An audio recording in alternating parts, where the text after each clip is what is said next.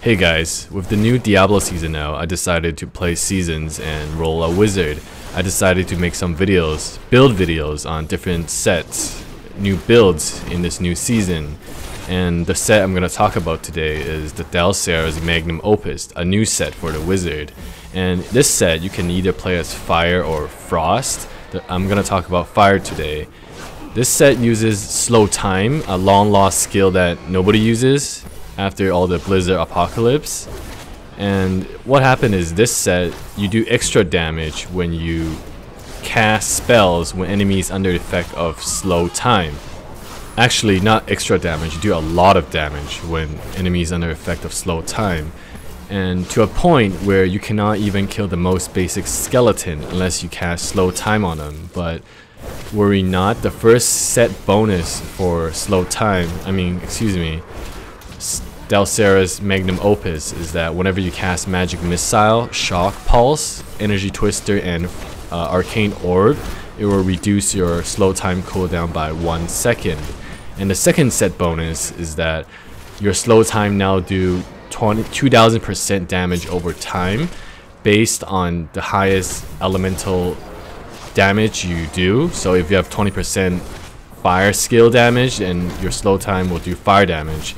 And the orb will appear the color of your highest elemental damage. So in this case, you see my orb as orange. If I was playing frost, a lot of frost bonus, then you'll appear kind of like blue teal color. And the final bonus of Delsere's Magnum Opus is whenever enemies in the effect of your slow time, you do 750% more damage with all your spells. I'm not sure how that works, but you just do like so much more damage when they're in slow time. The items required for my build is first and foremost 6-piece Delsere's Magnum Opus to get the full bonus. For my rings I use Bastion of Will set, which is focus and restraint. For my offhand orb I use Triumvirate. And for my main hand there's actually a few items you can use. You can use the Burning Axe of Sandkiss, it gives you bonus fire damage. You could use the craftable Devastator, which always comes with fire damage. It's easier to get, which is actually what I'm using right now because it always comes with fire damage, and you can craft an ancient one, of course. But the best weapon is Gesture of Orpheus, which gives you a deduction in slow time cooldown, and it has a chance to give you a elemental, sorry, not a chance, it always give you one, but the chance to get the one you want is hard. The chance to get a elemental of your choice. So if you get a fire one, an ancient one with good rolls, then you're set. But it's a drop. This game is all about RNG, so it's harder to obtain. Easiest way is to get the Devastator, craftable. That leaves the Bracer slot, the Amulet slot, and the Belt slot free. I feel the best Bracer to use is the Ancient Parthan Defenders because of the legendary gem I use, Zai's Stone of His Vengeance, which at rank 25 has 20% chance to stun an enemy you attack, which increase damage because of the Bracer. But I have not got a single drop of the Ancient Parthan Defender in this season, so I'm still kind of waiting on that.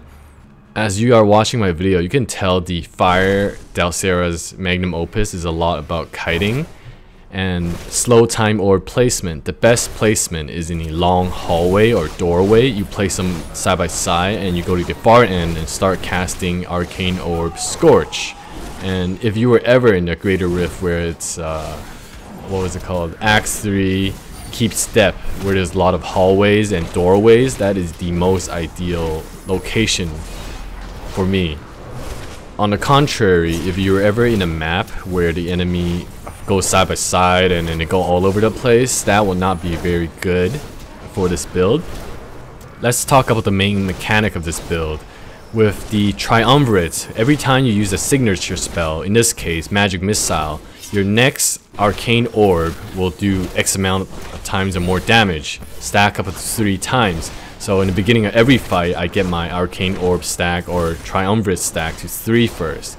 And secondly, you get the focus and time.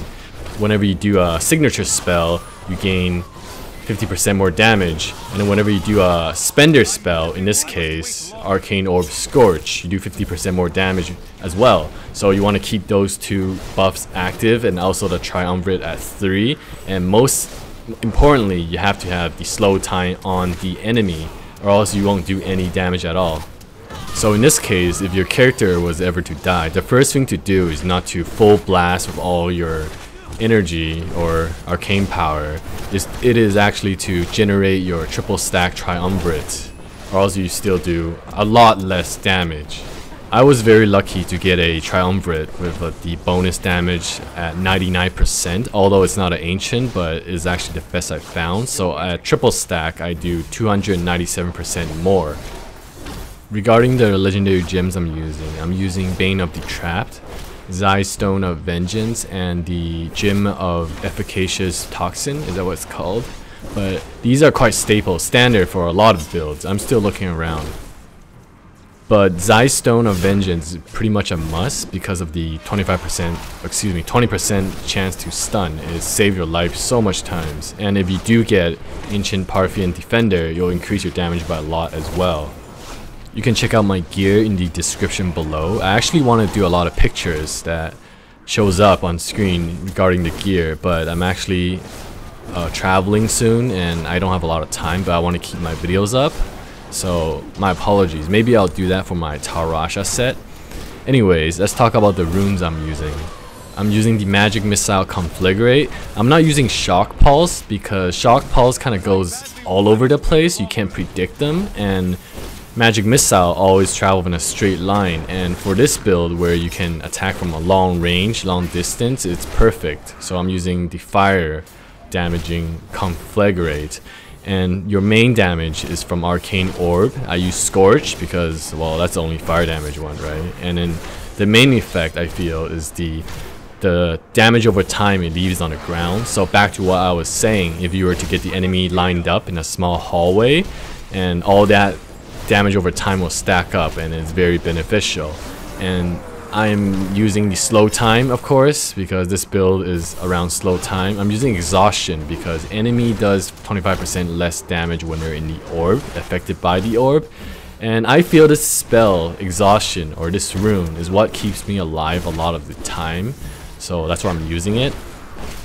I'm using Teleport Fracture. The reason I'm using Fracture is because the decoils also cast slow time. Although they're not as potent as yours, they don't do as much damage, and the extra damage do not apply to them, but they also get affected by exhaustion, so they do 25% less damage, and they also slow projectile. So that's a reason why I'm using Fracture instead of Wormhole. I'm using Magic Weapon Conduit because Conduit regenerates your arcane power, and even if you use Force Weapon, you have no arcane power, and there's no point in the extra 10% damage. That's why I'm using Conduit. Then I'm using the Energy Armor, Force Armor, which is quite standard. Pretty much you'll see it in every single wizard build, or the popular ones at least, because of how good it is.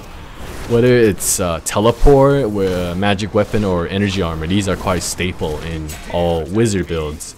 Let's talk about the passive I'm using. I'm using Prodigy, which increases your arcane power gain whenever you cast a generator signature spell.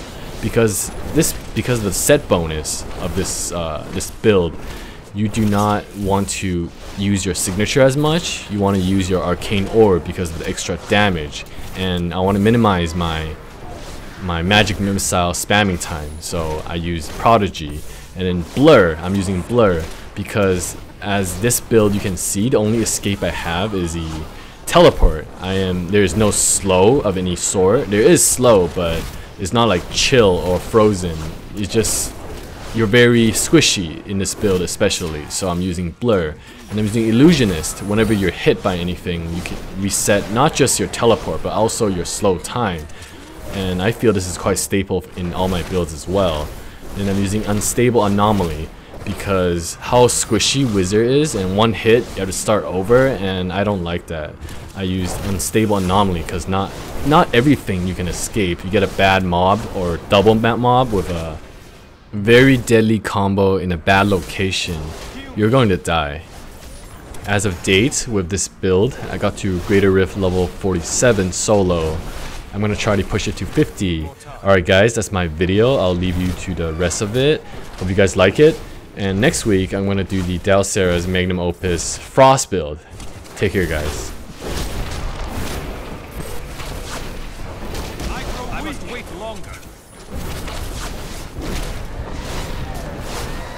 Health returns.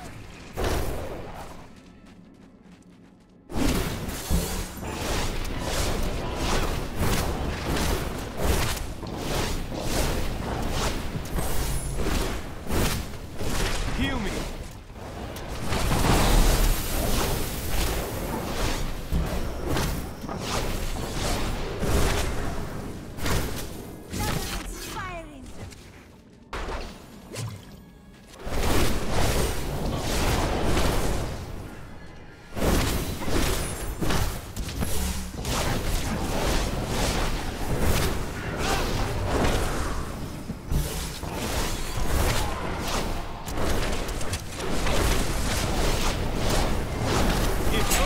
See me now. Not ready yet.